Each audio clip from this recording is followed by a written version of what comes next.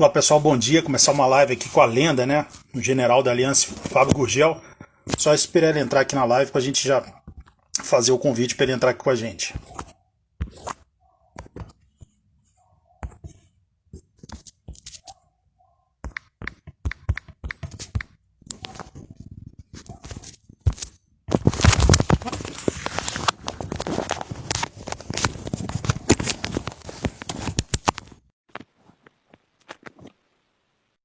Acabei de convidar o mestre, esperar ele aceitar o convite aqui. Sempre uma honra conversar com um dos maiores nomes da história do jiu-jitsu.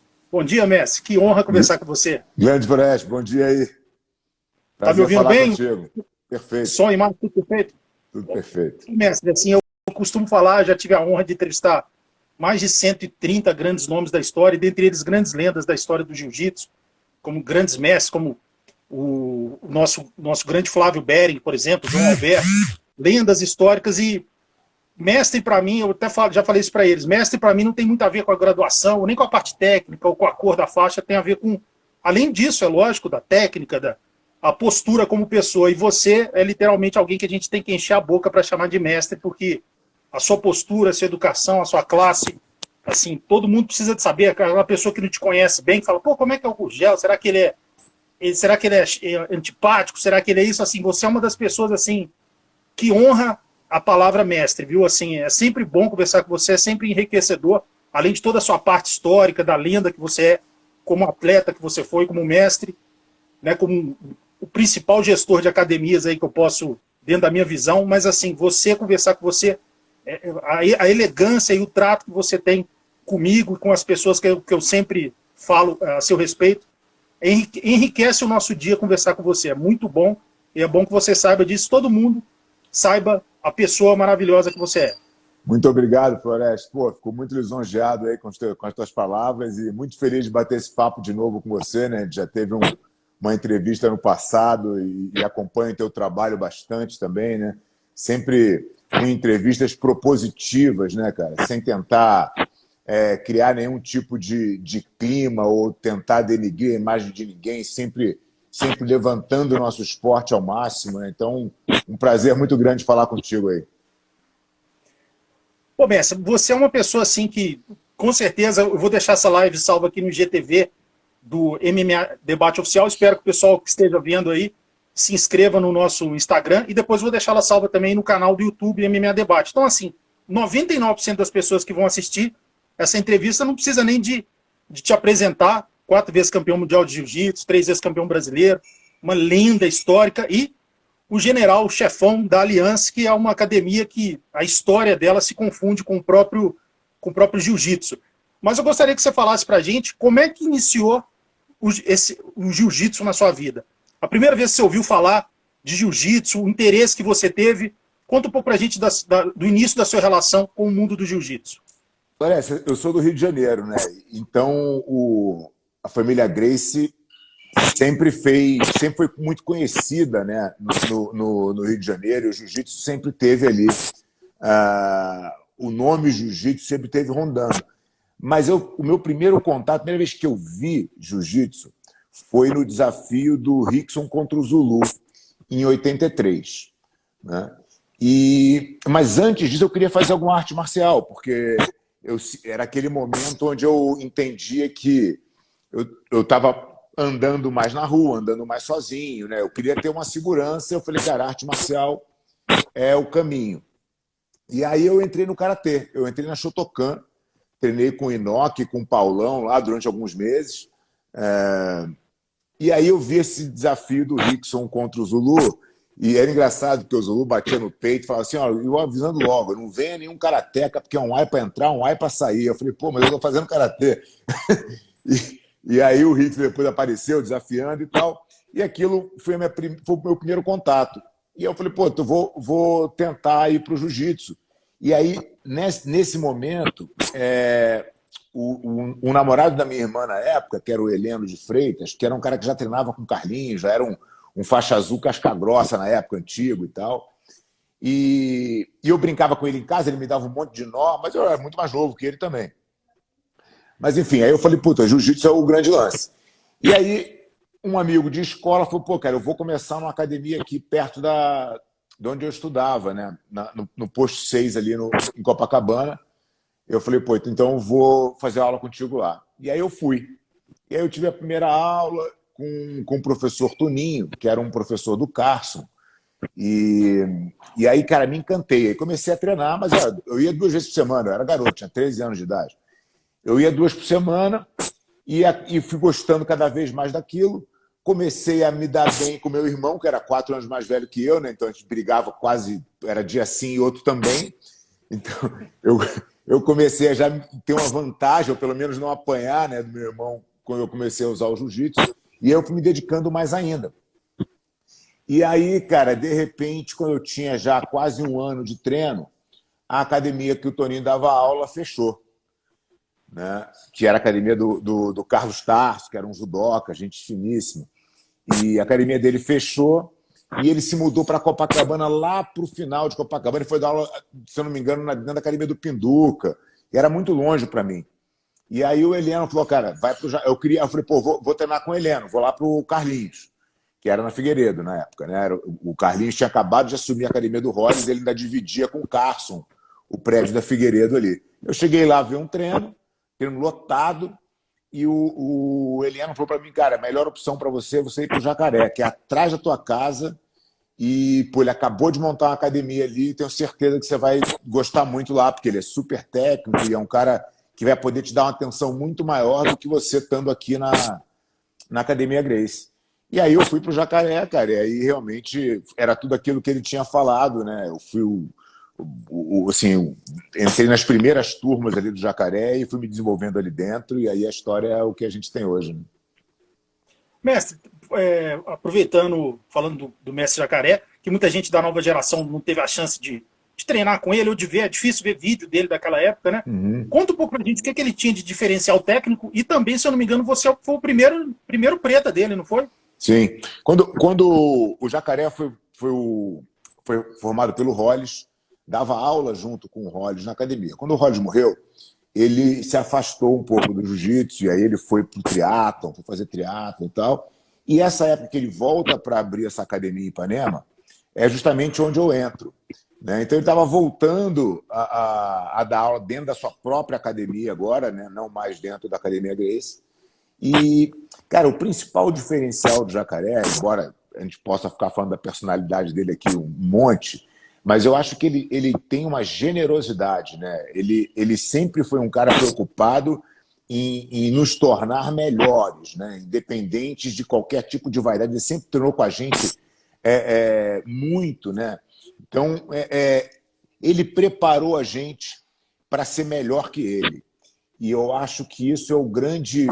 Depois que eu senti isso na pele, como professor, né? Muitos anos depois... eu entendi o que significava aquilo, né? Assim, quando você vê alunos como Marcelinho Garcia, como Cobrinha, como Michael Lang, como Lucas Lepe, ficavam te passando e passou de boiada, né? Serginho Moraes, enfim, tantos outros, que ficam melhores do que você. Isso é a ordem natural das coisas. E eu nunca tive esse problema, porque o Jacaré nunca teve esse problema comigo. Né? Então eu fui educado dentro do jiu-jitsu, acredito eu, na melhor condição possível. Né? Eu sou um cara, nesse ponto, muito sortudo, porque eu cheguei na época ideal, o Jacaré estava com toda a energia do mundo para construir a escola dele, né? E isso foi muito importante para mim. Né? Eu consegui aproveitar. Mestre, continuando falando do mestre Jacaré, se a gente pudesse pegar, que é lógico que a gente, quando a gente se torna mestre, no seu caso, eu não sou mestre de nada, mas eu observando vocês, você observa muito dos seus companheiros de treino ou do seu próprio professor para poder moldar a sua didática quando você se tornou mestre. Se você pudesse pegar, além da generosidade, que você já deixou claro que o mestre Jacaré tinha, quais as características dele que você pegou para moldar a sua personalidade como mestre, como professor também? Olha, cara, eu acho que eu tentei copiar ao máximo, né? o Jacaré no que ele fazia nas aulas, né? A forma como o Jacaré explica a técnica é muito simplificada. E aí a beleza acho que quem está nos assistindo aqui, que já teve alguma experiência de assistir alguma aula de jiu-jitsu, talvez já tenha se deparado com aqueles professores que assim, eles over-explicam, né? Eles dão tanto detalhe da técnica que aquilo fica incompreensível, né? E para você conseguir sintetizar aquela explicação em poucas palavras, você tem que ter muito conhecimento, né? E eu acho que isso é uma característica do Jacaré. Ele explicava a técnica de uma maneira muito simples, exatamente nos pontos que importavam. Então você não se distraía com absolutamente nada que não fosse primordial para a execução daquela técnica. Então isso para mim foi muito importante. Eu convivi com esse jeito, foi o jeito que eu aprendi a ensinar, né? E fui entendendo que eu precisava conhecer muito da técnica para poder simplificar ela. Um outro ponto que o Jacaré tem que é incrível é que ele consegue parear os alunos na hora do treino como ninguém. Ele bota o aluno para treinar exatamente no nível que aquele aluno precisa. Não muito forte, não muito fraco, sempre tem um componente de desafio ali, mas também nunca é nada impossível do cara conquistar. Ele consegue ter essa sensibilidade e eu acho que eu nunca vi ninguém fazer isso como ele. E esse dom eu não consegui, eu não chego nem perto, né? Ele realmente tem uma sensibilidade de botar os caras para fazer um treino equilibrado e sair todo mundo dali tirando o máximo da aula, que eu acho que ninguém tem. Mestre, falando de uma pessoa agora, outra lenda gigantesca da história do jiu-jitsu, se eu não me engano, eu vi até uma entrevista sua, que você falou que ele é como se fosse o Big Bang assim, do jiu-jitsu, que a gente podia separar em determinado momento, antes e depois dele. Estamos falando de alguém que está dentro totalmente da sua árvore genealógica, apesar de você não ter conhecido ele, que é o mestre do seu mestre, né? O finado Hollis Gracie, que foi, e o Jacaré é um dos 6 únicos pretas que ele formou, né? Tem essa grande honra. Fala um pouco pra gente o que significa Hollis Gracie dentro da sua história, que é uma coisa bem curiosa, porque você tem muito dele, você deve ter crescido ali no jiu-jitsu escutando várias histórias sobre ele, sobre a personalidade dele, enfim. Então, você é um especialista em Hollis, apesar de não ter conhecido ele pessoalmente. Conta um pouco pra gente sobre essa personalidade incrível chamada Hollis Gracie. Eu não tive a felicidade de conhecê-lo, né? Na verdade, eu comecei no jiu-jitsu, ele tinha falecido há 2 anos, se eu não me engano, mas eu, como você falou, eu convivi com o Jacaré a minha vida inteira, escutando todas as histórias, né? Não só do Hollis no tatame, mas do Hollis como pessoa, né? Do Hollis fora do tatame, do Hollis fora do Brasil. O Jacaré teve um contato muito grande com o Hollis em Nova York, né? Antes dele começar a treinar na academia do Hollis. Então, o Jacaré tinha uma proximidade real com ele fora tatame.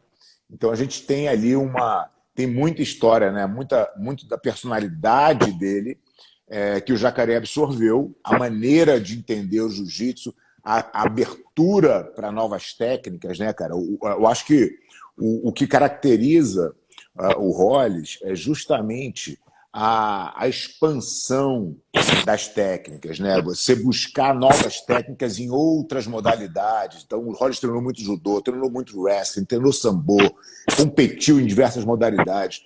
Quer dizer, ele não tinha medo e nem se prendia, né, na responsabilidade que ele carregava por ser o líder da família na época, de se testar, de continuar numa busca constante de evolução. E eu acho que essa abertura de cabeça, né, é o que norteou o que a Aliança é hoje, né? O Jacaré sempre teve uma metodologia de ensino que passou para a gente, que cara, eu preciso ensinar para vocês o entendimento do jiu-jitsu. Porque que tipo de estilo, que tipo de jogo você vai ter, é você que vai definir. Eu quero te dar as ferramentas aqui para você escolher quais delas são mais apropriadas para o teu biotipo, para o teu estilo. E eu acho que isso é uma coisa que o Hollis colocou, né? Desde sempre. Você vê a academia do Hollis, você pode pegar os alunos do Hollis, né? Pô, Maurição, Márcio Macarrão, Jacaré, Talarico. Os caras tinham jogos totalmente diferentes, cada um fazia juízo de um jeito, né? E isso porque eles tinham muito conhecimento de jiu-jitsu e com isso podiam escolher as melhores técnicas para eles usarem, né? Então a gente cresceu nesse ambiente, cara. E quando a gente pensa na Aliança hoje, a gente tem muito orgulho de carregar esse legado, né? Porque é a continuação. Se você for pensar, o Jacaré, de todos os alunos formados pelo Hollis, ele é o que conseguiu dar mais continuidade, né? Ele é o que conseguiu atingir mais gente através dos ensinamentos dele e na construção da Aliança como escola. Então, acho que a gente carrega esse orgulho de certa maneira, representar o legado do Hollis. E se você pensar, todas as academias, né, Gracie Humaitá, Gracie Barra, todas têm o DNA dele, né, alguma coisa assim. É muito, muito interessante isso, e essa parte que você falou de mente aberta que ele tinha, mostra também uma parte assim de desprovido de vaidade, né, tentando absorver técnicas de outras modalidades que pudesse agregar no jogo dele. Isso é uma coisa, essa mente aberta é uma coisa muito importante. Eu acho que a Gracie Barra tem, obviamente, uma ligação direta, né, porque o Carlinhos acaba assumindo a academia do Hollis, né? Então, a Gracie Barra é a continuidade direta da academia dele, não tem dúvida nenhuma. A Gracie Humaitá, ela é a academia que era a academia do Hélio Gracie, né? Então, o Hollis saiu dali e, obviamente, que todos os tanto o Rickson, quanto o Royler, quanto o Royce, como todo mundo, de certa maneira, também aprendeu com o Hollis, né? A família inteira treinava ali junto e tal. Mas a Gracie Humaitá, a linhagem da Gracie Humaitá, ela vem de cima do Hollis, né? Ela é a linhagem direta do Hélio, né? O que já não acontece com a do Carlinhos e com a do Jacaré, que aí sim são ramificações, né? Eu estava falando no sentido, por exemplo, o Royler, que ele sempre fala que um dos principais mestres que deixaram ele desse jeito, com toda a técnica dele, foi o Hollis, assim. Então, assim, claro, tem o dedo dele. Tem, a influência, ele treinava com todo mundo, ele treinava com a família inteira, ele era o líder, é o que o Rickson foi depois, né?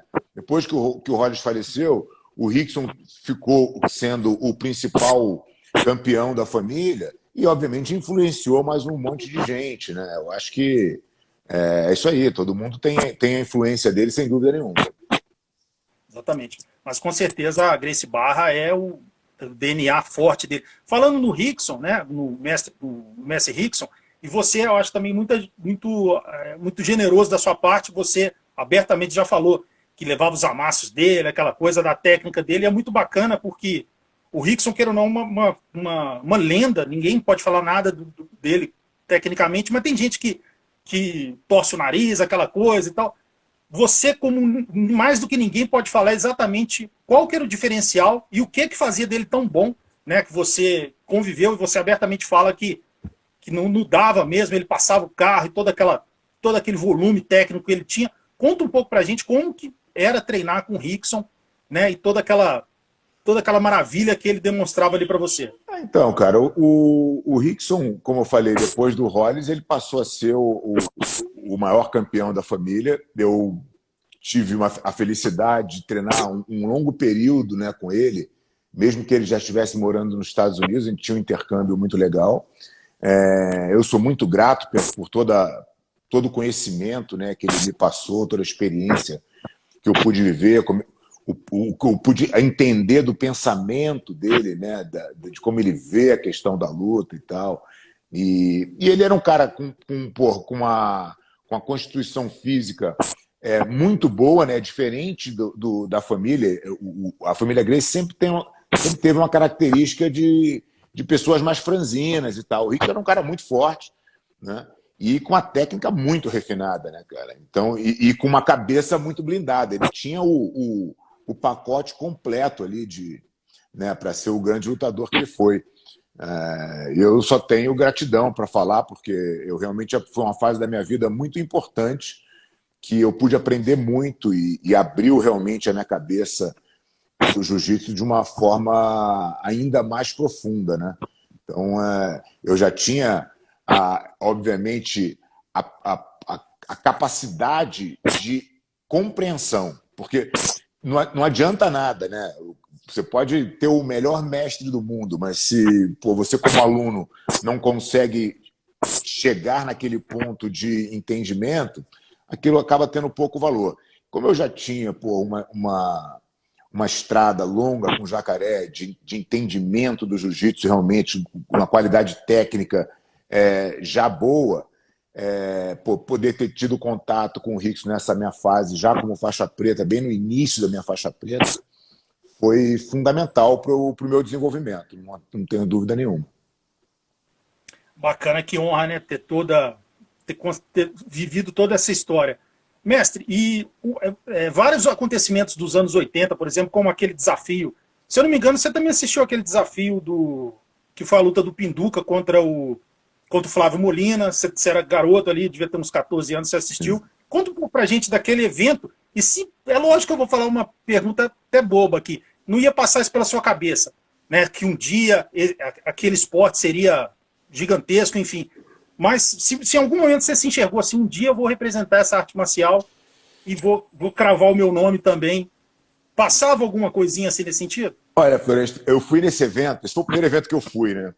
No Maracanãzinho, onde lutou o Renan Pitangui, o Inácio Aragão, o Pinduca e o Marcelo Bering, né? Representando o jiu-jitsu. E eu fui com o Heleno, que era namorado da minha irmã na época, que foi o cara que acabou me levando para o jiu-jitsu, né? Então ele falou, pô, vamos lá. Desculpa, só te contando, que é a luta do Pinduca contra o Marco Ruas e do Molina contra o Marcelo Bering. Contra o Bering e do Eugênio contra o Pitangui. Porque acho que eu falei errado. Ainda teve o Inácio Aragão contra o Bruce Lúcio. Foram 4 lutas. E aí eu fui naquele evento e, cara, e aquela energia foi incrível, né, cara? Eu olhei e falei, nossa, olha isso. E aí tinha aquela questão de confusão do jiu-jitsu, confusão da luta livre. Era um clima muito tenso. Por outro lado, as histórias que a gente já escutava na academia já eram essas histórias, né? Então, eu fui criado sempre escutando a história desses grandes lutadores que foram os heróis do jiu-jitsu, que defenderam a bandeira do jiu-jitsu. E aquilo não existia honra maior do que aquilo por um lutador de jiu-jitsu. E eu queria ser um. Então, isso sempre teve, de certa forma, no meu radar. Porém, a gente vivia tempos de paz, né?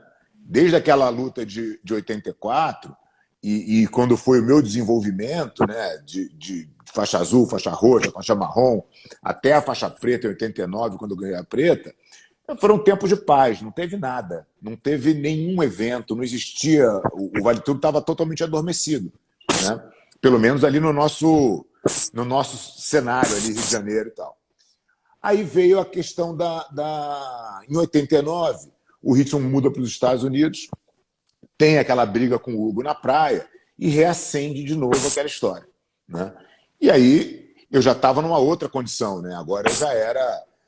eu me lembro quando teve aquela invasão da luta livre no campeonato, na Copa Nastra, eu já era o campeão absoluto faixa preta naquele evento. Quando eles entraram no ginásio, eu estava aquecendo para lutar a final com a Mauri. E aquela, por sinal, eu ganhei. Então eu fui o campeão, eu era o campeão atual, faixa preta absoluto, quando aconteceu aquela situação da luta livre. Então a coisa mais natural do mundo é que eu tivesse, de certa maneira, envolvido ali, né? Pelo menos na lista dos possíveis atletas para representar o jiu-jitsu, né? E acabou que eu tive essa honra.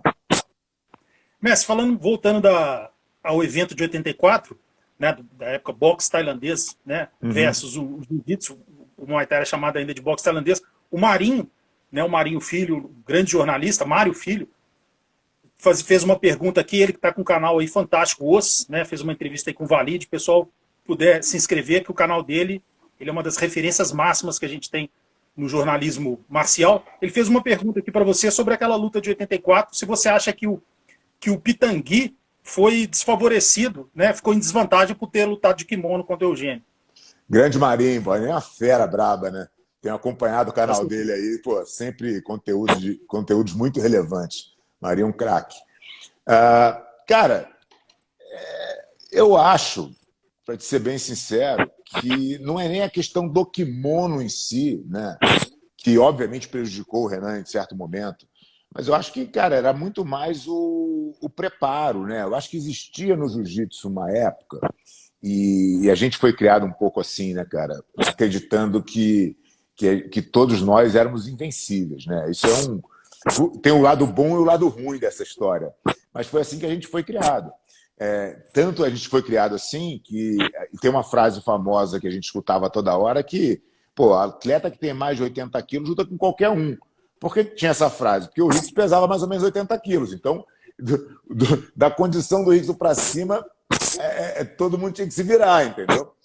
E a gente acabava acreditando nessas coisas e acabamos caindo em várias roubadas, né? Mas que foram ótimas para o desenvolvimento do todo. Então, eu acho que o Renan, sim, atrapalhou a vida dele entrar de kimono, acho que não ajudou em nada, mas eu acho que o Eugênio era um cara mais preparado para aquele tipo de evento do que o Renan. O Renan não treinou para aquilo, né? Na verdade, quase ninguém treinou para aquilo. Era uma coisa. Fizeram um catadão ali. Eu acho até que teve uma discussão se lutaria o Royler ou não, e acabaram que botaram só os alunos da academia e nenhum membro da família para lutar. E por isso que o Renan foi, né? Mas eu não sei se ele tivesse sem kimono, se o resultado teria sido diferente, não. Beleza, aí, Marinho, sua pergunta respondida. Mestre, você falou de alguns eventos que culminaram, né? Você falou daquele momento de paz que teve depois de 84, e agora a gente vai falar daquela sua famosa luta com o Denilson Maia, naquele evento de Vale Tudo de 91, luta livre versus o jiu-jitsu. Mas você acha que o boom inicial para ter chegado até esse evento foi a briga na praia entre o Rickson e o Hugo? E se eu não me engano, você participou que eu falo no sentido, você esteve lá olhando, enfim, você foi testemunho ocular desse acontecimento. Conta um pouco pra gente como é que era aquele clima na época, até o momento do seu convite para a luta de 91 e o porquê que você foi um dos escolhidos. E como que você recebeu isso na época, que seria a primeira vez você, se eu não me engano, você tinha 21 anos, né? Uhum. Você... Como que foi a reação sua? Eu sei que você tecnicamente estava preparado, psicologicamente, mas aquele boom que dá para saber que você ia representar o jiu-jitsu junto com os outros. Cara, a história é assim, teve eu não sei exatamente que data que foi, mas assim, existia uma rivalidade entre o pessoal do boxe tailandês, depois da luta livre. Existia essa rivalidade com a família Gracie, que não vem de hoje, não vinha daquela época, já era uma coisa histórica, né? E quando a gente conversa aí com o Elton, a gente entende cada vez mais essa história, né? Como é que ela funcionava. Mas, enfim, já existia essa rivalidade. Tem um evento que é bastante famoso, que o Rickson vai com o mestre Hélio na academia do Boqueirão desafiar todo mundo, né? E aí ninguém quis lutar com ele, coisa e tal, e ele foi embora dali e acabou o problema com o Rickson, ninguém mais falava disso. E aí, passam-se alguns anos, ou alguns meses, eu não sei exatamente que data que foi essa visita do Rickson no Boqueirão, mas que começa um zum de que estavam falando que estavam se preparando para lutar com o Rickson. E ele estava com viagem marcada para os Estados Unidos, estava se mudando para os Estados Unidos. E aí, tudo bem, esse era o cenário. Numa sexta-feira, eu fui visitar a academia, que não era nem Gracie Barra ainda, era a academia do Carlinhos, para treinar com o Jean-Jacques e com o Renzo. E a gente volta e meia fazia uns treinos assim e tal. O Renzo ia bastante na academia do Jacaré, em Ipanema, foi várias vezes. Então, a gente foi treinar lá na academia da Barra. Quando eu cheguei lá, por algum motivo, não teve o treino. O Jean-Jacques não pôde ir, enfim. E quem estava lá foi o Crowley, recebeu a gente, falou, olha, não vai ter treino, mas vem amanhã, porque o Rickson vai pegar o Hugo na praia. Então, vem aí para ajudar, para a gente fazer pra gente cercar, não deixar ninguém se meter e tal, aquele esquema todo. Eu falei, tá bom. 11 horas aqui na academia. Eu falei, tá, combinado. Não fala para ninguém. Eu falei, tá. Só fala pro Jacaré, vem você e o Trave e tal. E aí fui eu, o Trave e o Jacaré. A gente foi para a academia do Carlinhos às 11 da manhã no sábado. E tava a família inteira lá, né? E esperando o Hugo chegar na praia. E o tempo tava meio mormaço, assim, caiu uma chuvinha, parava, não tava um sol, então não tinha certeza se o Hugo ia na praia ou não, ninguém tinha essa informação, né? E aí tem uma cena muito boa do Robson, o Robson entrando com o óculos dele lá, tradicional, girando, perguntando quem tinha organizado aquele evento, que aquilo era um absurdo, um evento daquela magnitude a céu aberto. E agora? Choveu, cadê? Não tem o cara, não tem nada, todo mundo aqui, vocês não sabem organizar nada, deu um esporro em todo mundo. Mas o fato é que demorou muito para o Hugo chegar na praia, acabou que a gente começou a treinar. Eu fiz um treino com o Carlinhos Soneca, depois eu ajoelhei, porque quando eu ajoelhei para treinar na frente do Rickson, e essa época eu era faixa marrom, o Hugo chegou na praia. Acho que veio o Ralf gritando lá, chegou, e todo mundo foi para a praia, e a organização era que o Hillion e o Renzo desceriam junto com o Rickson, e assim que começasse a briga, a gente faria uma roda para não deixar ninguém se meter. E aí foi o que aconteceu, e aí eles brigaram lá, o Rickson até caiu por baixo no começo, mas depois saiu, se virou lá, e o Hugo pediu a parar. Isso desencadeou a segunda briga deles no colégio Padre Antônio Vieira, né? E, consequentemente, acendeu essa coisa para o desafio de 91. Né? Então, quando que aconteceu, na verdade, o estopim desse evento foi uma declaração que o Valide fez no jornal, desafiando qualquer um. O Valide estava desafiando, na verdade, dando uma entrevista, porque era o campeonato da Nastra. Então, estava tendo uma promoção do campeonato. Né? E aí o Valide, além de falar do campeonato, ainda esticou a corda e falou, a gente desafia qualquer um e tal. Fez a propaganda dele lá, e aí o pessoal da Luta Livre falou, tá bom, então vamos lá aceitar no campeonato. E aí os caras entram no campeonato. Como eu mencionei antes, eu estava aquecendo para lutar final absoluto com a Mauri. Então eles se organizam e vão para uma salinha. O Carson pega todo mundo lá, Marcelo Bering e tal, e vão para uma salinha para ver o que vai ser feito. Eu não participo dessa reunião. Né? Eu sei que o Murilo entrou, o Marcelo entrou, o Carson, tinha uma turma que estava nessa reunião, mas eu não estava. E aí, quando eles saem da reunião, o clima já estava bem mais calmo, o pessoal da luta já estava indo embora e tal. O Marcelo vem para mim e fala, você vai lutar o Vale Tudo com os caras da Luta Livre, o treino começa segunda-feira no Carson. E eu falei, tá bom, é isso aí, então vamos embora. E aí, assim, era aquele negócio, né, cara? Assim, era a primeira sensação só de orgulho, né? Eu me lembro perfeitamente, assim, lutar para mim era uma coisa normal, não era um bicho de sete cabeças e o Vale Tudo era o que todo mundo fazia, eu sempre escutei as histórias, então eu sabia que eu ia ter um tempo para treinar, que eu ia estar muito bem preparado e eu estava muito honrado de ter meu nome naquele grupo, né? E aí eu fui começar a treinar no Carson, e aí as coisas foram acontecendo a partir dali, foi muito legal. Mestre, você contou a história do grande mestre Robson. É bom que essas histórias a gente fica visualizando, né? Eu imaginei já ele com óculos, dando porra no pessoal. Mestre, falando nessa relação dos grandes mestres, o tanto que é legal escutar, também, uma vez eu escutei uma declaração sua, também passou um filme na minha cabeça. Eu já imaginei o vestiário e ele lá falando, dando essa pré-eleição, que foi, se eu não me engano, nessa luta sua de 91, o grande mestre João Alberto chegou para vocês para dar aquela palestra motivacional, ele, o psicológico é com ele mesmo, né? Ele é um doutor, sabe tudo. Sabe tudo. E aí ele falou assim, se você perder um dente, isso aqui vai ser um troféu para você, aquela coisa assim. Era uma coisa tão bem explanada que vocês cresceram ali, né? Conta um pouco pra gente dessa situação também. Olha, cara, o que foi muito legal nessa época do Vale Tudo de 91 é como eu falei, a gente estava vivendo tempos de paz, né, há muitos anos. E então o jiu-jitsu se uniu de uma maneira, cara, como nunca antes. Imagina que, pô, todo o treino era dentro do Carson. Os alunos do Carson eram os meus rivais máximos da vida inteira, né? E de repente eram os meus parceiros de treino, os meus melhores amigos ali naquela temporada, todo mundo junto. E de fato, né, depois que eu saí dali, pô, eu fiz grandes amigos, pô, Libório, Murilo, Zé Mário, Valide, cara, todo mundo que treinou junto ali, eu fiquei muito amigo deles depois. Independente de a gente continuar a nossa rivalidade dentro do jiu-jitsu, né?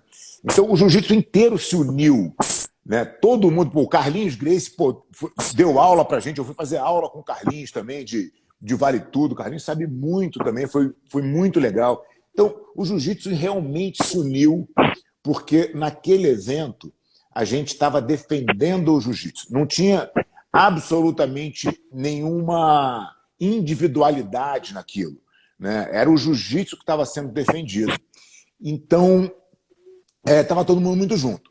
O mestre João Alberto participava, a gente conversava com ele, estava próximo da gente na época, e ele foi fazer a preleção do vestiário. Ele falou exatamente o que você falou. Falou, olha, vocês estão agora... Chegou o momento de vocês de representar o jiu-jitsu como tantos outros heróis já fizeram, né? Tudo que acontecer lá dentro, o nosso corner não tem toalha, né? Então, um braço, um dente, um nariz, um olho, tudo isso vira medalha, né?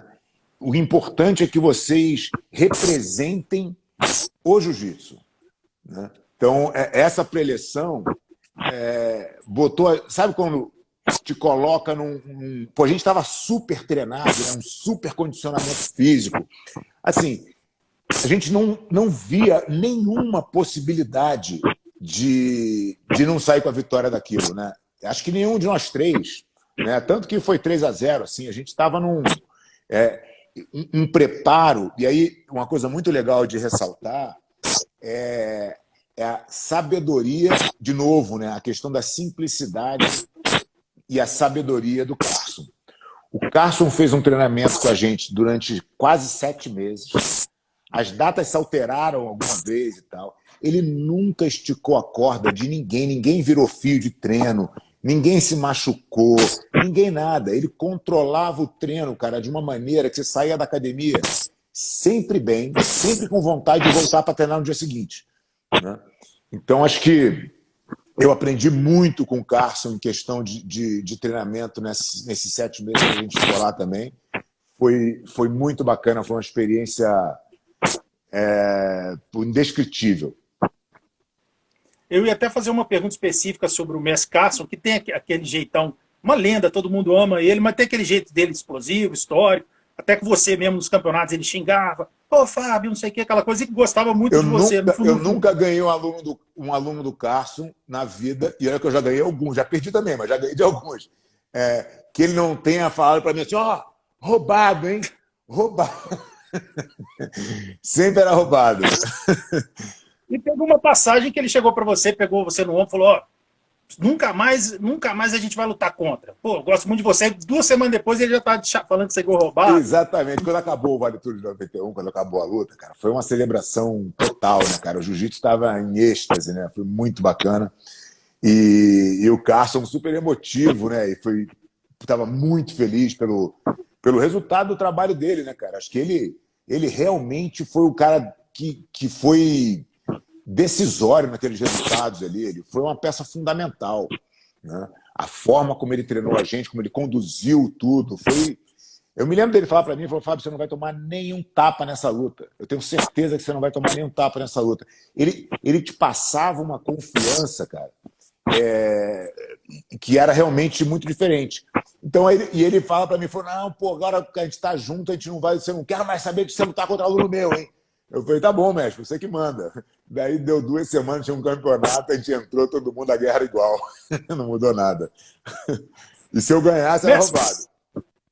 Mestre, falando em Carson, né, sempre a sua história, o pessoal liga também na sua parte esportiva, na sua época do pano, de competição, com os alunos que você lutou com o Bolão, com a Mauri, com o Libório, enfim, e o Amauri, queira ou não, é considerado por muitos o seu grande rival no pano. Conta um pouco pra gente, né, o que é, qual a dificuldade que você encontrava no jogo do Amauri, se bem que você venceu, outras você perdeu, enfim, mas se de fato você considera que ele foi o maior clássico que você teve na sua época no pano. Cara, eu lutei, como você falou aí, com acho que todos os alunos do Carson na época, né? O único que faltava eu lutar era o Zé Mário, que a gente não teve, a gente chegou a se cruzar, na verdade, no Mundial de 97, na semifinal do absoluto, mas ele não lutou, ele estava se sentindo mal, então a gente nunca tinha lutado, a gente veio lutar agora em 2013 numa super luta da ECC. Mas Bolão era um rival que eu tive durante muito tempo, ele era um pouco na minha frente, então eu era garoto, né, cara, quando eu comecei a lutar com o Bolão, mas eu lutei, ganhei e perdi dele algumas vezes. Murilo, lutei, ganhei e perdi também algumas vezes. E o Amauri foi disparado o que eu mais lutei. A gente lutou numa janela, porque o Amauri era um pouco antes de mim. Acho que ele é mais velho de idade, mas ele é mais novo que eu na graduação. Então eu estava sempre uma faixa na frente dele. A gente luta a primeira vez de marrom, não, minto, de roxa. Ele me ganha de roxo e de marrom. Aí depois eu ganho dele de preta. Eu de preta e ele de marrom. Depois ele chega na preta, a gente luta mais um monte de vezes. Ele me ganha mais do que eu ganho dele. E ele tinha um jogo, cara, que para mim era muito difícil, porque eu sempre preferi lutar por cima. E ele também. Só que ele era melhor que eu em pé. Né? Então eu tinha essa dificuldade, eu tinha que puxar para a guarda. E aí, cara, era uma luta sempre muito difícil. Mexer ele era muito difícil. Tanto que as lutas que eu ganhei dele, acho que teve apenas uma que eu ganhei dele fazendo guarda. As outras, eu ganhei dando queda e eu ganhei ele errando uma queda e eu caindo por cima. Né? Então, cair por baixo dele era realmente muito difícil. O Amauri era um super competidor, né, cara? Era um cara duríssimo, tanto que ganhou tudo que ganhou. E ele, sem dúvida, ficou sendo o meu maior rival no pano, porque a gente foi o que eu lutei mais vezes. Né? Mas, o Carson, cara, não tinha moleza, né? Qualquer um que viesse do lado de lá era chumbo grosso. Falando em lenda, nosso queridíssimo irmão aqui, o Fabrício Verdun, lenda máxima, falou: Fábio tem todos os cursos. Esse aí é dos nossos, né? Esse é a figura mais querida aí que a gente tem no mundo, acho que do MMA, né? O Verdun também, assim como você, é uma pessoa assim que sempre quando eu converso com ele em boxe, responde na hora, assim, de uma educação. E esse jeito alegre, né? Cara que tá sempre com um sorriso. O Verdun é sensacional, né? Não tem o que falar. Mas essa questão dele te responder em boxe na hora é porque ele é viciado mesmo no telefone, entendeu? É porque ele não larga o telefone. Então você manda mensagem e te responde na hora, entendeu? nível 10 do vício. Vai ter umas figuras assim que a gente fica até embasbacado, tanto que a pessoa é importante dentro assim como você, o Verdun, e são pessoas assim extremamente legais, né? O Verdun é demais. Isso é bom falar, porque muita gente não sabe, enfim. E sempre o pessoal falando agora, novamente na sua carreira, falar com o pessoal que a gente falou sobre o Carson, hoje, 8 horas aqui no MMA Debate Oficial, fazer uma live com o grande mestre Carlos Rosado, né, que é o único vermelha que o mestre Carson formou, o pessoal aí que gosta de jiu-jitsu, hoje, 8 horas da noite, acompanha aqui também. Mas a gente sempre fala do Amauri, mas a sua história, mais de 80% dela são de vitórias. Fala um pouco pra gente, você que ganhou 3 mundiais, 3 brasileiros, 94, 95, 96, ganhou 4 mundiais, 96, 97, 2000, 2001. Eu sei que é difícil, não vou te perguntar uma só, porque são tantas glórias que você teve e várias vitórias moram no seu coração e na sua mente até hoje. Conta assim umas 4, 5 vitórias que você tem assim como aquelas mais especiais. Pode até ser na Azul, aquela vitória que um dia que mexeu com você a partir de um determinado momento, a partir daquela vitória, a sua vida mudou, enfim. Conta umas 4, 5 lutas que são mais especiais para você. Cara, você sabe que é claro que ganhar é muito bom, né? Eu tenho muito carinho por todas as minhas vitórias, porque elas foram sempre muito suadas, né? Atrás delas sempre tem muito treino, muito trabalho e muita vontade. Mas eu acho que você acaba aprendendo sempre muito mais quando você perde. né? Eu acho que a derrota ela é um propulsor para a tua evolução muito maior do que a vitória. A vitória te dá um certo conforto, né? Você fala assim, puta, ganhei, cara. É uma sensação boa, mas que deve ser abandonada muito rápido se você não quiser cair numa armadilha, né? Agora, é claro, pô, os títulos mundiais são muito importantes, né? Os títulos brasileiros são importantes, mas eu não sei se eu tenho uma luta assim, falo assim, puta, essa luta mudou a minha vida. Talvez a luta que eu ganhei do Amauri, faltando 10 segundos para terminar, dando uma queda nele, tenha sido uma vitória aquela que você fala, pô, não aguentava mais correr atrás disso, entendeu?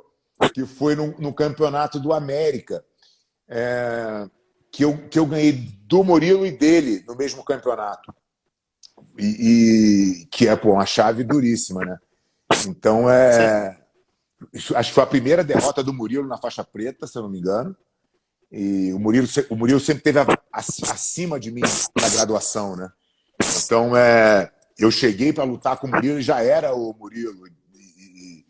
Então, eu consegui ganhar dele nesse campeonato e ganhei do Amauri numa luta muito, muito dura, muito difícil. E eu dou uma queda nele bem no final. E o mais engraçado é porque eu dei essa queda, a gente empatou. Porque ele tinha me dado uma queda no início. E aí eram 3 bandeiras. Mas assim, eu ataquei a luta. Como eu tomei a queda no início, eu corri atrás da luta 10 minutos. Né? E eu só consegui fazer o ponto no finalzinho. Então, eu acredito que eu tenha atacado ele muito mais mesmo, porque eu estava perdendo. E aí, quando levantou as bandeiras, um dos bandeiras era o Juninho, filho do Carson.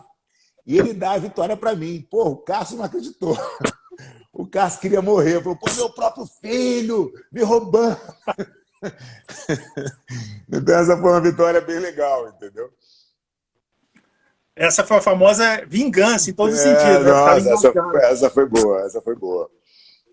Não, e ver o Carson falando isso deve ter sido assim, a cereja no bolo, né? Não, mas em todos esses momentos, cara, isso é uma coisa importante de falar, né? Porque às vezes a gente vê a gente batendo boca aí com os mestres mais velhos e tal. Cara, eu não discutia com o Carson. Ele falava que eu tinha ganho roubado, eu falava, pô, tá bom, Carson, mas eu ganhei, pô. A culpa não é minha. Eu reclamo com o juiz lá, entendeu? Nunca criei nenhum tipo de confronto, né, cara? Ou desrespeito, pô, de jeito nenhum, entendeu? Eu sempre tive o Carson na mais alta conta, assim, um cara muito querido. Eu tenho muita felicidade de ter podido aprender com ele durante algum tempo. Com certeza. Ele assim, é difícil na vida você usar a palavra unanimidade, mas acho que o Carson é né? Assim, todo mundo fala. E toda a história que um dia ele fez uma bronca com alguém, no final a pessoa conta uma história legal dele, igual o Messi Roller que eu entrevistei, falou que quando ele era pequeno, ele às vezes ia treinar no Carson, o Carson expulsava ele, aí depois já tinha uma festa, na semana seguinte ele estava rindo, então assim, ele tinha aquele jeito explosivo dele, mas era puro coração, pura generosidade, pura bondade, né? Isso Sem dúvida. É uma pessoa que você que viveu ali o auge da época da rivalidade esportiva, é uma pessoa que faz uma falta muito grande para o mundo do jiu-jitsu, da arte marcial, né? A gente sabe que as pessoas não são eternas, né? Isso não tem jeito, cada um tem o seu tempo. Eu acho que o Carson foi talvez o maior nome da família enquanto lutador, né? E representando a família nos eventos do Vale Tudo, pela quantidade de lutas e pela performance que ele teve na história. Depois ele se tornou o maior treinador de todos os tempos, né? Indiscutível, a equipe que o Carson tinha durante muitos anos era de uma hegemonia absoluta, né?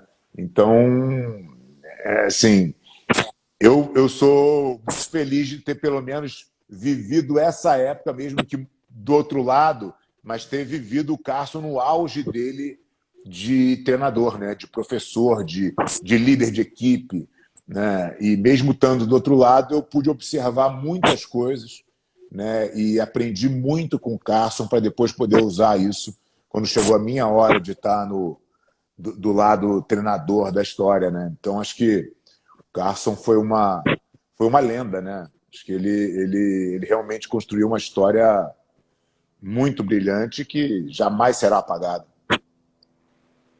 Mestre, falar agora daquela sua luta no UFC 11, em que você perdeu, principalmente, acho que se fosse hoje em dia aquela luta, não vou fazer um prognóstico, até porque é desrespeitoso também com o Bollender. Mas assim, a gente pode dizer que você perdeu aquela luta, principalmente que ele usou e abusou de pegar na grade ali em todos os sentidos. Até quando a luta estava embolada no chão, ele estava com a mão dele na grade, assim. Aquela luta é um clássico. Se eu não me engano, até depois daquela luta, o UFC mudou um pouco sobre essas regras de colocar a mão na grade ou não. Conta um pouco pra gente sobre aquele evento, aquele UFC 11. Olha, cara, o UFC estava começando, né? O UFC 11 ainda.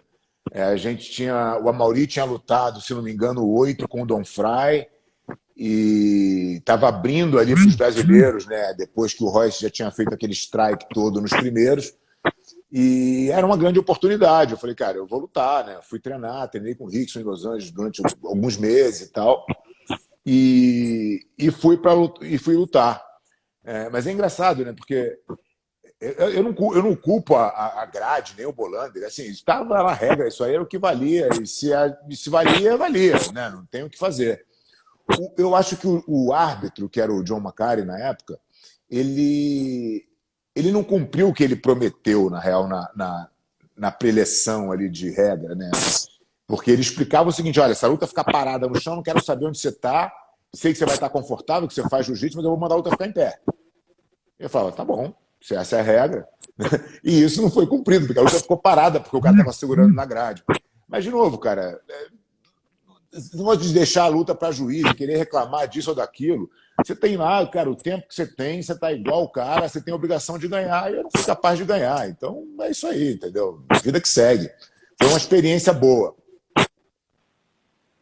Resposta de mestre, né?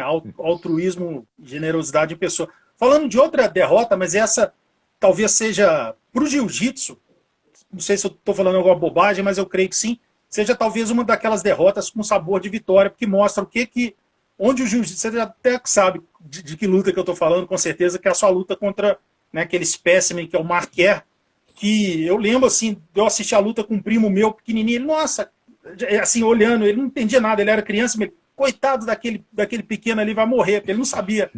E aí a gente vendo o que um jiu-jitsu de qualidade, o que uma pessoa com tamanha qualidade igual você conseguiu sobreviver aquele gigante, né? E era um gigante que, além de ser gigante, tinha técnica, né? Durante 30 minutos. Fala um pouco pra gente se você tem dimensão do quão aquela luta fez várias pessoas se inscreverem em academias do jiu-jitsu no Brasil inteiro no dia seguinte. Eu aqui de Belo Horizonte vi aquela luta. Eu assim, no outro dia eu já estava querendo me inscrever, eu quero fazer esse negócio, eu não vou apanhar para ninguém, eu não perco para ninguém. E o mais bonito também foi que depois de todo aquele liquidificador que você foi julgado ali, você fez um discurso muito bonito e foi super aplaudido por todos. Conta um pouco para a gente daquele evento, que é um marco histórico dentro do jiu-jitsu mundial, com certeza. Floresta, não sei se você sabe, mas aquele evento, que era o WVC3, que era o evento do Frederico Lapenda, né? Ele foi todo construído para haver uma revanche minha com o Bollander, né? Então, o plano era que haveria um torneio de 8 e eu faria a super luta com o Bollander no final. E estava tudo certo, a gente fez promoção da luta, fez filme de promoção, fez foto, fez um monte de coisa. E na reta final, o Bollander não assinou o contrato e não veio lutar, né? E aí eu já tinha feito o treinamento todo. Eu falei, cara, eu vou lutar o torneio. Pedi para o Lapena me botar no torneio. E aí, de novo, naquela época, as pessoas, pô, mas você é louco, você se jogou num torneio de peso pesado, com 3 lutas na mesma noite. Eu acho que eu era o mais leve do torneio inteiro. Mas naquela época era assim que era, né? Não é porque eu era diferente, não, porque é assim que era. Lutar o torneio passou a ser normal depois que o Royce lutou, né, os UFC e tal. E eu tinha entrado no UFC e era um torneio. E aí eu perdi e agora eu tinha a oportunidade de experimentar fazer 3 lutas. E eu pedi para entrar no torneio. o Lapena falou, claro, se quer entrar, pô, tem tua vaga aqui, não tem problema nenhum. E aí eu entrei no torneio. Não sabia quem estava no torneio. E, na verdade, eu sabia alguns nomes que vinham, né? Eu sabia do Pat Smith, sabia do Paul Violence, mas não sabia muito dos outros nomes. E aí, quando chegou na hora do meeting de regra, ali, o pré-evento e tal, uns 2 dias antes do evento, eu vi entrando o Richard Hamilton, que era o treinador de wrestling do Don Fry, do Coleman, dos caras. Eu falei, opa, vai vir algum wrestler bom aí. Aí entra uma Maquia gigante. Eu falei, bom, esse é o cara do torneio, né? Acho que a disputa vai ser ali. E realmente se concretizou, né? Eu fiz 2 lutas do meu lado, ele fez 2 do dele, a gente chegou na final. E teve aquela luta que foi realmente uma luta muito dura. A gente ficou lutando por meia hora sem sair nenhuma vez do ringue, né? Então não teve nenhuma interrupção. Tem uma hora que eu me lembro bem que as minhas pernas estavam muito cansadas já de fazer guarda, eu estava empurrando ele há muito tempo, né? E ele, porra, fazendo aquele ground and pound, o início do ground and pound, né? Ninguém entendia muito aquilo ainda.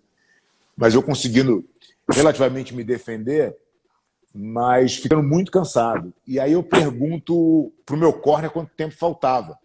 E ainda faltavam 12 minutos. Eu falei, bom, não vai dar para eu ficar empurrando esse cara aqui mais 12 minutos, não. Entendeu? Eu achei que meu corner ia falar que falta 2, entendeu? Uma coisa assim. Eu falei, pô, 12 não vai dar para empurrar. E aí eu começo a relaxar, vai saindo a tensão, né? Eu paro de querer empurrar ele mais. Ele passa minha guarda, me defende, eu volto, eu viro de 4, eu boto na guarda de novo. A luta começa a fluir um pouco melhor e, embora eu não tenha conseguido, né, nenhuma posição de domínio ou de vantagem, ele também começa a cansar, então o ímpeto dele também diminui, né? E acaba que eu termino a meia hora melhor do que eu estava naquele momento, né? E essa lição que eu aprendi nesse momento, e eu carreguei para a minha vida inteira até hoje, né? E muito também como professor, como treinador, de ver os meus atletas cansados e achando que não dá mais, né? E de saber que muitas vezes é simplesmente uma mudança de gatilho emocional que faz você poder continuar, né? Você nunca chega na exaustão física, a não ser que você tenha uma cabeça muito mais forte do que normalmente as pessoas têm, né? A cabeça te bloqueia muito antes, o emocional te bloqueia muito antes do físico. Então essa foi uma lição muito importante para mim como atleta, como professor e como ser humano em geral, né? Então foi uma experiência. Eu costumo dizer que essa derrota talvez tenha sido uma das minhas grandes vitórias da minha carreira. Eu certamente saí dali maior do que eu entrei, né? Então eu tenho carinho embora, né, feliz que já passou aquele liquidificador, mas eu tenho muito carinho por aquela luta. Não, e não só pela sua carreira, eu acho que eu falo até para todo mundo que acho que está vendo essa live aqui, que ela é uma vitória não só sua, uma vitória do jiu-jitsu ali. O que você fez, apesar de no resultado ser uma derrota, foi uma vitória para a arte marcial jiu-jitsu, com certeza. A gente tinha aquela história, né, cara, eu lembrava da preleção de João Alberto Barreto, entendeu? Aquilo nunca saiu da minha cabeça. Eu lembro como se ele estivesse falando para mim agora, né? Então, onde quer que eu vá, aquela mensagem está comigo. E falando nisso, tem uma passagem muito interessante que mostra esse seu lado humano, enfim. É lógico que você não ia guardar raiva porque era uma luta ali esportiva e tal, mas é muito bacana que depois, se eu não me engano, acho que na luta do próprio Marquet com o Paul Violence, não sei, ele teve uma infecção na mão e ele ia sair do Brasil e o médico que atendeu foi uma indicação sua, uma coisa assim, ou seja, que você ainda cuidou dessa parte dele e ele ficou super agradecido. Teve isso mesmo, não teve, mestre? Cara, ele, se eu não me engano, ele machucou a mão na luta com o Mestre Hulk. Que ele dá um soco na boca do Mestre Hulk até voa os dentes para fora do ringue e tal, e ele corta a mão. E o campeonato continuou, né? Tá tudo quente ali e tal. E depois a mão dele infecciona, né, cara? Ele fica com uma infecção E aí me ligaram, falaram, cara, o Marquet tá com infecção aqui em São Paulo, ele vai pegar o avião à noite e a gente tá achando que é perigoso e tal. Eu falei, não, imagina, leva ele no meu médico aqui agora para ele dar uma olhada. E aí ele foi no meu médico, o médico olhou e falou, cara, pode parar, se você pegar o avião assim, você morre. Entendeu? Essa infecção vai espalhar e você morre e tal. Aí medicou ele e tratou e tal. E ele foi na minha casa para agradecer, né? Foi engraçado porque ele chegou na minha casa e ele entrou assim, ele falou assim, não, olha a minha cabeça. Eu botei a mão na cabeça dele, cara, tinha um monte de caroço na cabeça, né?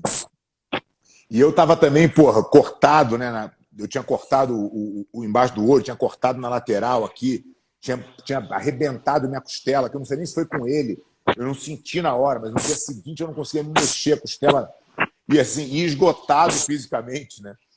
E aí a gente trocou uma ideia de 5 minutos e tal, mas ele super gentil, super bacana, nunca tive absolutamente nenhum problema, né? A gente eu sempre tive o lado esportivo, cara. Assim, e a competição, eu sempre entendi ela como uma forma muito nobre de disputar as coisas, né? Então, acho que o cara está competindo para ganhar ali e você também tem que estar. Enfim, quando aquilo termina, né? Não adianta você querer estender aquilo para outros campos e continuar uma guerra que não se justifica, de repente, porque você perdeu naquilo que você se propôs a fazer, entendeu? Então, todas as minhas derrotas, ao invés de eu tentar botar a culpa nos outros, eu tentava melhorar o que eu tinha errado, né? Então, nunca foi contra ninguém, na real, né? Sempre foi pro meu desenvolvimento pessoal. Com certeza. Mestre, agora vamos falar sobre a Aliança, né? Uma academia que se confunde com a história do jiu-jitsu, não só do jiu-jitsu na época dos mundiais, enfim, que a gente pensa na Aliança, a gente pensa em título mundial, em Pan-Americano, enfim, mas ela já existia antes disso. Conta um pouco pra gente se você imaginava em algum momento da sua vida que o jiu-jitsu estaria nesse nível e que você seria um dos proprietários de uma das maiores academias do mundo, que é referência além da parte de títulos, mas na parte de gestão, de nível de professores, de limpeza de academia, enfim, de toda a parte de gestão. Assim, ela é extremamente completa, tem mais de 30 unidades, acho que em 22 países. Vocês ganharam 12 mundiais, 4 Grand Slam, que é o Pan-Americano, o Brasileiro e o Mundial. Conta um pouco pra gente se você imaginava que algum dia você seria o gestor de uma academia que se confunde com a palavra excelência. Olha, Floresta, eu sempre, quando eu decidi viver de jiu-jitsu, eu imaginava que eu ia ter sucesso. Eu acreditava nisso bastante. Agora, o que era sucesso em 1985, quando eu decidi que eu ia viver de jiu-jitsu, e o que é sucesso hoje, com o tamanho que o jiu-jitsu tem, são coisas muito distintas, né? Então, acho que é difícil você querer adivinhar aonde as coisas vão, porque possivelmente você vai errar, né? É muito difícil, a não ser que você tenha uma bola de cristal e acredite em vidente, é muito difícil você prever o futuro. Você tem que olhar para trás e falar, olha, era assim, agora a gente veio até aqui. Como é que será que vai ser um para frente? Você tem algum tipo de ideia do que pode acontecer, da velocidade que isso pode continuar crescendo e tal. Mas a real é que a Aliança, cara, ela não surgiu para ser uma empresa, não surgiu para expandir para 300 escolas no mundo. Ela surgiu para ser uma equipe de competição, para que os alunos do Jacaré não se enfrentassem entre si.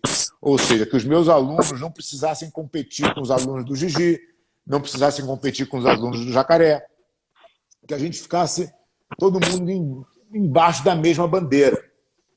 E foi assim que a Aliança começou em 93. Coincidentemente, é o mesmo ano do UFC. Então a gente pega esse crescimento do jiu-jitsu, né, que foi aí alavancado pelo Vale Tudo de 91 e logo depois pela criação do UFC, e a Aliança vai crescendo junto com isso, né? Então a gente vai vendo que tem muita gente que tem uma identificação, né, com a nossa escola, que tem orgulho de usar a marca, E a gente começa a olhar que isso realmente poderia ser uma coisa um pouco maior e mais organizada. O jiu-jitsu não tinha absolutamente nenhuma organização, né?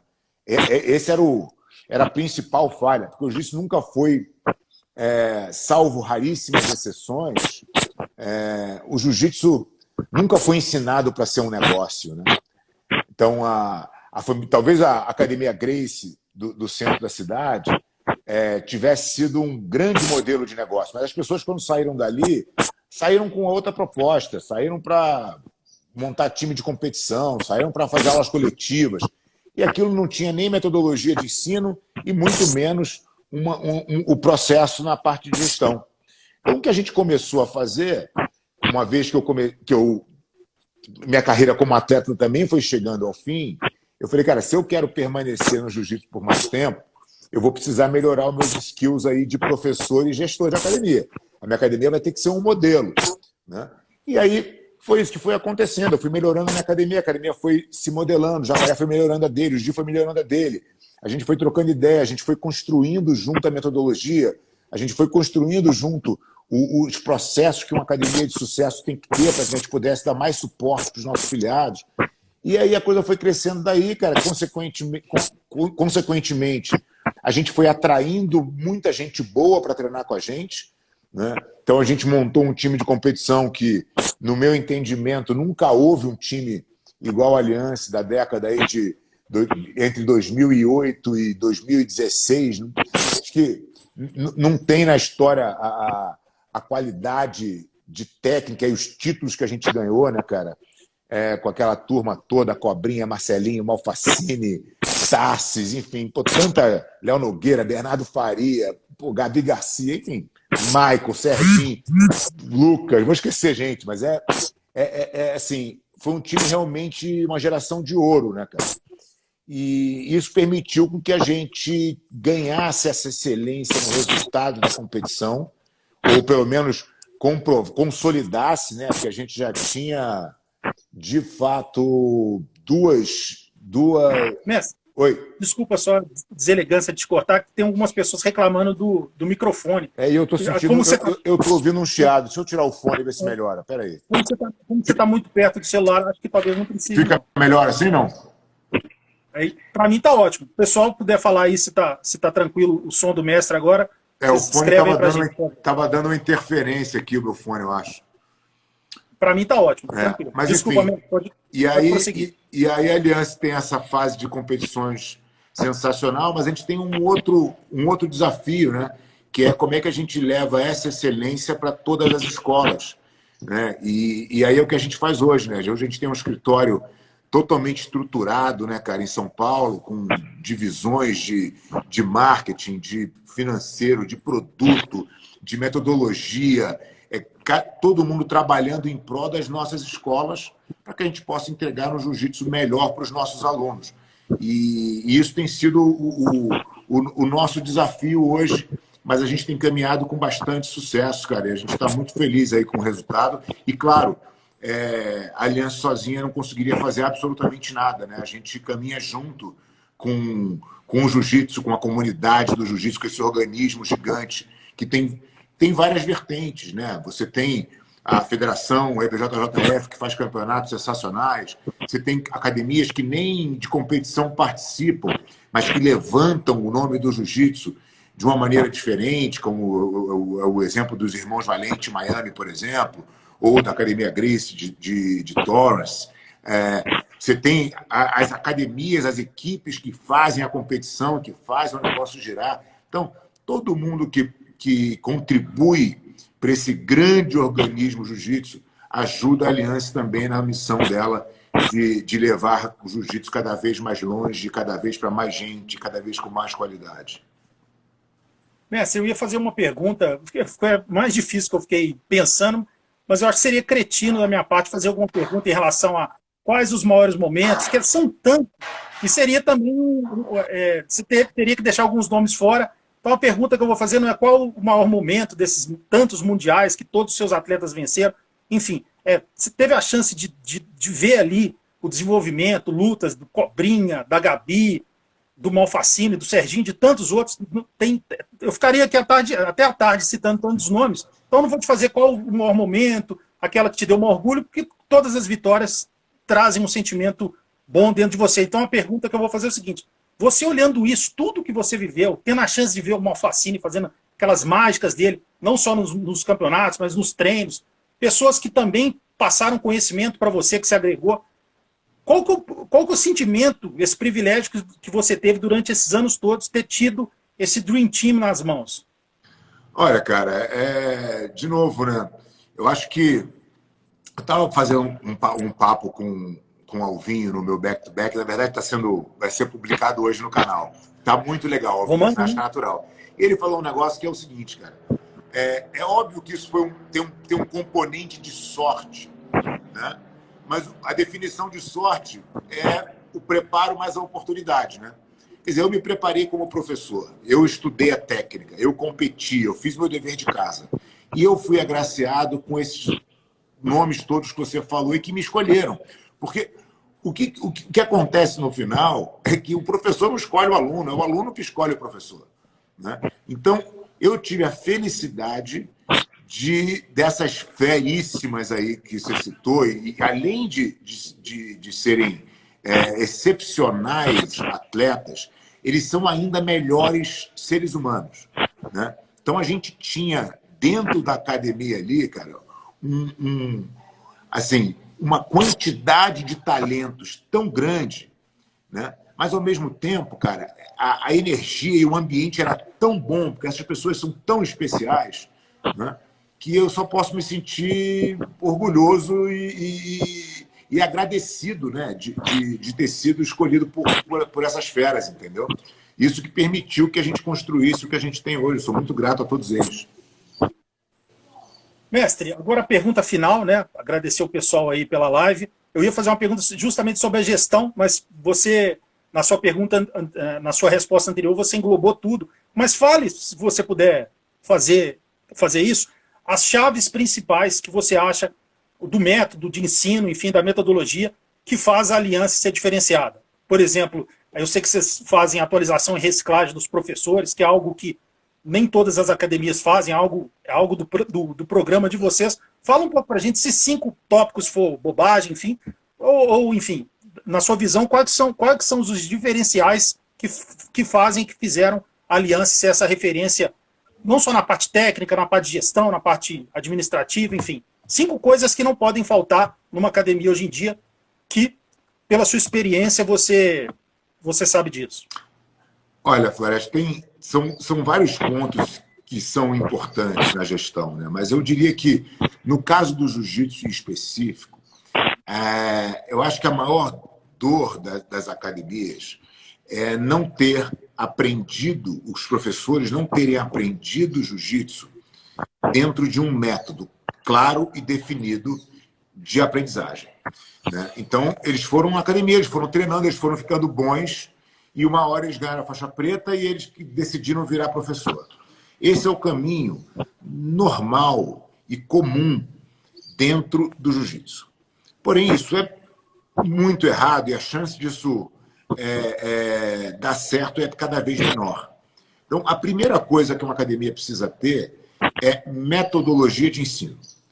Se você não tem método, vai ser muito difícil você entregar um jiu-jitsu que as pessoas que entendem, né, o aprendizado fiquem satisfeitas. Para você fazer isso, que é o segundo ponto, você precisa separar os níveis de turma. É inaceitável uma academia de jiu-jitsu que se propõe a prestar um bom serviço, ainda hoje tentar discutir que o faixa branca tem que aprender com o graduado. Não, o faixa branca tem que aprender com o professor, né? Então, o faixa branca não tem que ser exposto a uma situação onde ele não conhece, né? E aí ele sai dali, ele toma um amasso, não entende absolutamente nada, porque ele não tem compreensão técnica para aquilo, né? Então ele sai dali desmotivado. O jiu-jitsu fez isso e expulsou milhares de pessoas, né? Então, para você ter os níveis separados, você precisa ter uma metodologia definida, né? Então, metodologia, nível separado, fundamental. A terceira é você entender que você precisa começar a construir uma equipe de professores qualificados, porque por melhor que você seja, quando você divide nível de turma, o que acontece? Você cria mais turmas, talvez por isso que os professores não queiram, porque eles não querem trabalhar mais, né? Ah, vou botar uma turma aqui na hora do almoço que eu treino, vou botar 2 turmas à noite, dá 3 aulas por dia, acha que está trabalhando um monte. Quando você tem que dividir o nível de turma e tem que oferecer na tua grade horário uma quantidade de aulas suficiente para o teu aluno poder frequentar a tua academia em média 3 vezes por semana, sem mudar demais a rotina dele, você vai ter que aumentar a tua grade em muito, né? A Aliança São Paulo tem mais de 500 aulas por mês. Então, o aluno chega lá, ele sempre tem a aula dele acontecendo no nível que ele está. Como é que você faz isso sozinho? É impossível. Você precisa preparar professores capacitados dentro do seu método. Então, repara que tudo vai para o método. Sem o método, nada funciona. Nada funciona, né? E assim, existem... Eu estou aqui... A Aliança tem a sua própria metodologia, nossa escola foi a primeira, mas hoje já tem muitas escolas que têm o seu método de ensino. Isso é ótimo para o jiu-jitsu, né? Então, o importante é que você tenha um. Você não pode não ter método, né? E aí você tem esses 3 pilares, cara, são o fundamental da parte técnica. Aí você, se você quiser avançar um pouquinho na questão da gestão, você tem que cuidar do caixa da academia. A academia tem que ser lucrativa. Então, essa ideia de que o professor vai dar aula de graça, que o professor é legal, que ele dá aula, que pô, ele cara é muito bacana, ele dá bolsa para todo mundo. Desculpa, ele não é tão bacana assim, porque ele não vai conseguir permanecer fazendo isso muito tempo. Então, na real, ele vai interromper o aprendizado das pessoas. Aquela academia disso, por exemplo, vai acabar. Porque em algum momento ele vai ter que ganhar dinheiro em algum lugar, porque ele vai ter que se sustentar, né? Por que não, através do jiu-jitsu, que é o que ele sabe fazer, o que ele gosta de fazer e o que as pessoas estão dispostas a pagar para ele? Porque é um serviço, né? Então, essa relação, eu acho que também foi muito poluída no jiu-jitsu e acho que os professores precisam se colocar como prestadores de serviço, né?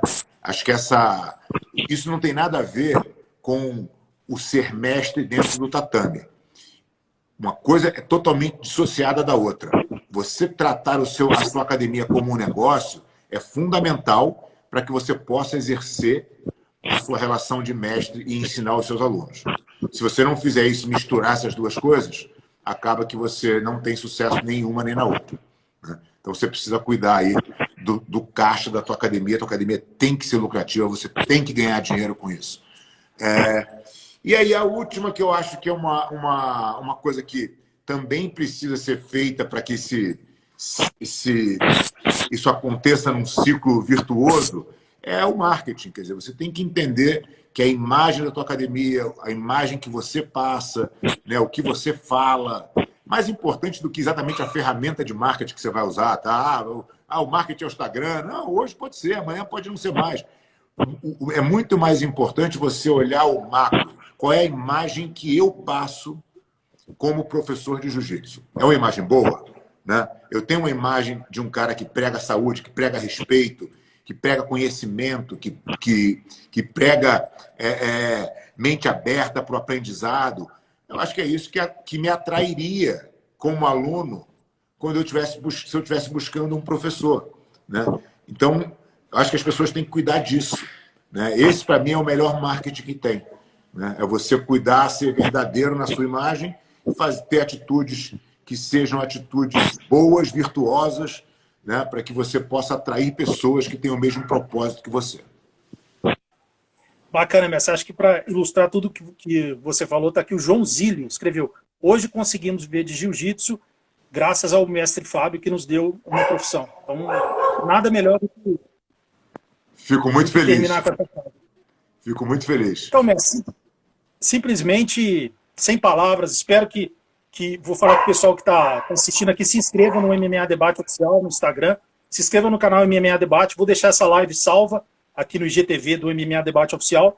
vou amanhã ou posteriormente, amanhã ou hoje mesmo, já vou colocar ela, vou subir ela no MMA Debate no YouTube, se vocês puderem se inscrever. Espero que vocês tenham gostado da live, das perguntas, enfim, que eu particularmente gostei muito, que é sempre uma honra conversar com você. O elogio que eu te fiz no início, para quem entrou depois, então assim, o mestre Gurgel, além de ter sido um monstro no pano, um monstro como mestre, um monstro como lutador de Vale Tudo, que na sua época era literalmente o Vale Tudo mesmo, né?